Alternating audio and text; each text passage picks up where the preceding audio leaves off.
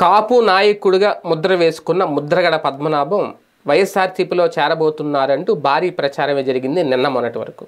కానీ ఇప్పుడు ఒక్కసారిగా సీన్ మారింది. అసలు ఎట్టి పరిస్థితుల్లో వైసీపీలో చేరేది లేదు అంటూ స్వయాన ముద్రగడ పద్మనాభం గారి కుమారుడు గిరిబాబు ఓపెన్గానే చెప్పేశారు.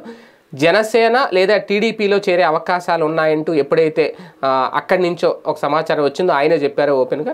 ఇప్పుడు ఖచ్చితంగా ముద్రగడ పద్మనాభం గారు 2 సీట్లు కోరుకుంటున్నారు అనేది. అయితే వైసీపీ మంత్రాలు జరపలేదా అంటే జరిపింది. కానీ ఆయన కోరుకున్న స్థానాల్లో ఆల్రెడీ అభ్యర్థులను ప్రకటించేశారు. ఒక పిఠాపురం కానీ ఆల్రెడీ పిఠాపురంగా గీతను పెట్టించారు.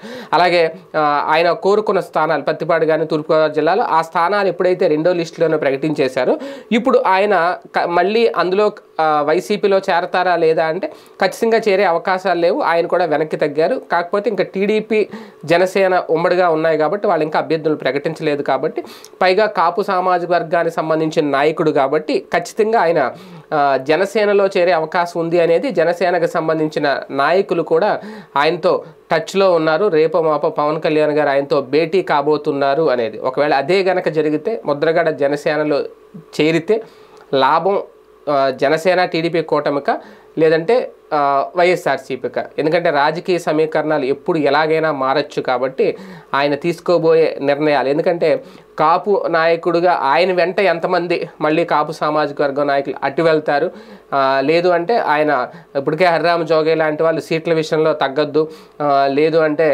ముఖ్యమంత్రి షేరింగ్ విషయంలో తగ్గద్దు అంటున్నారు. ముద్రగడ పద్మనాభం గారు జనసేనలో చేరితే ఆయన ఏమన్నా కాపు నాయకుడు కూడా సైలెంట్గా ఉంటాడా? ఆయన ఇచ్చే సలహాలు ఆయన ఇస్తారు. మినిమం మనకి ఇన్ని సీట్లు కావాలని గట్టిగా అడగండి అని చెప్తారు. ఆయన కనుక నేను అడగను ఇచ్చినే తీసుకుంటానంటే మళ్ళీ అక్కడ వ్యతిరేకత స్టార్ట్ అవుతుంది.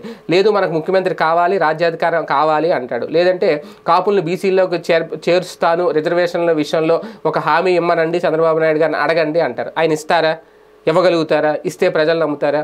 ఈ కొత్త సమస్యలు ఎదుర్కోవాల్సి వస్తుందా? ఒకవేళ అదే కనుక జరిగితే అప్పుడు జనసేనకు లాభమా నష్టం అనేది కూడా ఆలోచించాలి.